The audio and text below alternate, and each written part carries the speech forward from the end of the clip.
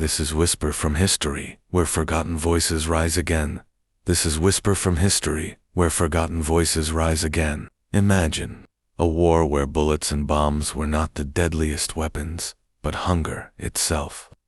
In 1943, millions in Bengal died because their food was taken from their own land and shipped to Europe, and behind it all stood one name, Winston Churchill.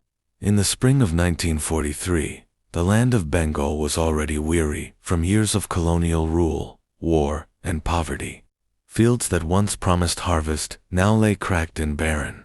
Villages filled with the faint sound of children's cries, their bellies distended not from fullness, but from hunger. The British Empire, led by Winston Churchill, called itself the guardian of freedom against fascism. Yet in the eastern provinces of India, a quieter war was being waged, one of starvation, policy, and indifference. It would come to be known as the Bengal famine, but to those who lived through it, it was not famine at all. It was man-made, it was deliberate. It was death delivered not by bullet or bomb, but by ships and silence. At the height of World War II, Britain's lifeline stretched across the oceans. Merchant ships carried food, weapons, and fuel to sustain the empire.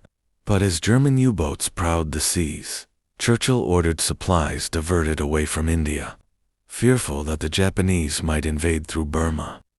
The logic of empire demanded sacrifice. And in the calculus of empire, India was not a priority. Millions of Indian peasants were asked to feed an army, but when hunger struck their villages, they were told to wait, to endure, to die quietly. For Churchill, India was not a nation, but a colony, an expendable one. By 1942, Japanese forces had conquered Burma, cutting off the main supply of rice that fed Bengal. Panic spread, markets rose, prices doubled, tripled. Farmers, forced to sell grain to the government at fixed prices, found themselves unable to buy the very rice they had grown. Traders hoarded, middlemen profited, and the empire looked away. The British government seized boats and carts across Bengal in what was called the denial policy. Officially, it was to prevent the Japanese from advancing further inland. But in practice, it stripped villagers of the only means to move food, to transport rice, to flee hunger. Entire communities were immobilized. Grain rotted in warehouses, while people starved within sight of guarded stockpiles. The death ships began to move. From the ports of Calcutta, wheat and rice were loaded, not for the hungry mouths nearby, but for distant soldiers and allies. Shipments sailed toward Europe, toward the Mediterranean, toward stockpiles, meant to reassure Britain's citizens that they would not go hungry. India was producing food, but India's food was being shipped out. As villagers begged for relief, Churchill and his war cabinet debated quotas, tonnage, and priorities. Each plea for grain shipments from India's leaders met with a refusal, or worse, with contempt. When British officials warned of famine, Churchill is reported to have asked, "If food is so scarce, why hasn't Gandhi died yet?" The suffering defied imagination. Families reduced to eating grass, leaves, and water lilies pulled from stagnant ponds. Mothers abandoning newborn infants on the roadside, knowing they could not feed them. The once bustling city of Calcutta saw its streets lined with the dying emaciated figures, collapsing under the weight of their own bones. Eyewitnesses spoke of children with ribs like cages and eyes too large for their faces, wandering through marketplaces begging for grains of rice that would never come. Estimates say 3 million people perished. Some historians argue the number may be even higher. They did not die suddenly, as in war, but slowly, inch by inch, as hunger hollowed them from within. While Bengal starved, food continued to be exported from India. Australia sent ships of wheat, not to Calcutta, but to Britain, where they were stored as reserves. In London, the public never knew hunger. Supermarkets remained stocked, rationing manageable. In Bengal, entire districts vanished. Yet when Churchill's cabinet was pressed to release Australian wheat to India, Churchill refused, saying that if there was starvation in India, it was because they bred like rabbits. The words cut deeper than any weapon. They revealed the mindset of empire, that the lives of millions of colonized subjects were disposable, their suffering irrelevant to the survival of Britain. Even within Churchill's own circle, there were those who begged him to act. Leopold Emery, Secretary of State for India, argued furiously that food must be diverted. Field Marshal Wavell, appointed Viceroy of India, pleaded for shipments. But Churchill's cabinet stood firm. Resources had to be concentrated on the European front. India's famine, they decided, was India's problem. Relief was denied until it was too late. When grain shipments finally began to arrive in late 1944, the famine had already claimed its victims. The ships that could have saved millions had sailed elsewhere.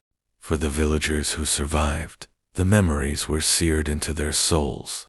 Grandparents remembered feeding children handfuls of rice water stretched thin with salt. Farmers recalled walking miles past empty storehouses guarded by British soldiers. Their rifles pointed outward not at enemies, but at starving peasants. In Calcutta, witnesses recalled the municipal trucks that came each morning to collect bodies from the streets. Corpses were stacked like firewood and carried away without ceremony. The stench of death became part of the air, mingling with the smoke of burning pyres. This was not the failure of crops, for Bengal had harvested. This was not the failure of nature, for rains had fallen. This was the failure of empire, the triumph of indifference, the weaponization of hunger.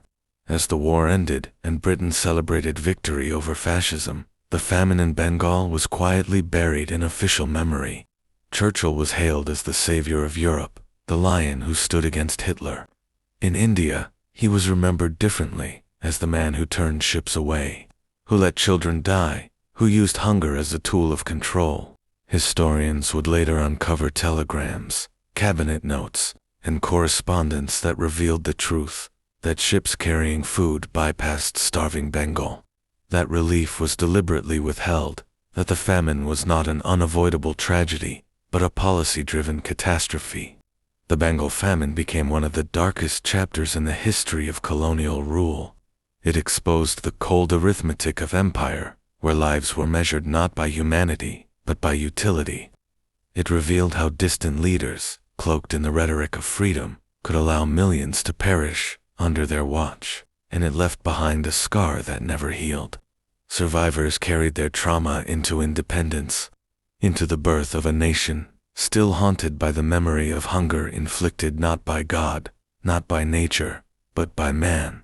In America, the story of World War II is remembered as the fight for liberty, for democracy, for the survival of humanity against tyranny.